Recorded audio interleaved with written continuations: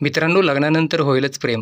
ह्या मालिकेच्या पुढील भागामध्ये आता आपल्याला असं पाहायला मिळणार आहे की आता काव्याने पार्थला सरळ सरळ सांगून टाकलेलं असतं की पार्थ, मला ना आता IAS नाही व्हायचं, तर मला आता एका बाळाची आई व्हायचंय.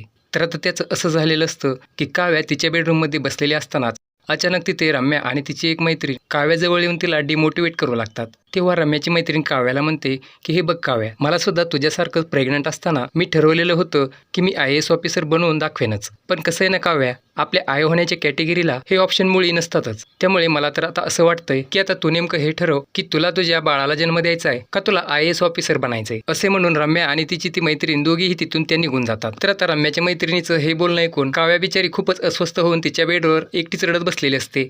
तर आता काव्याला असं रडत बसलेलं पाहून पार्थ काव्याजवळ येऊन म्हणतो की हो काव्या, हो का रडताय तुम्ही, नेमकं काय झालंय सांगाल का मला प्लीज. तेव्हा आता पार्थ काव्याला असे म्हणताच काव्याच्या असूरचा बांध मात्र आणखीनच जास्त फुटतो. नंतर काव्या रडू आवरत स्वतःला सावरत पार्थला म्हणते की पार्थ, तुम्ही ना अगदी बरोबर बोलत होतात.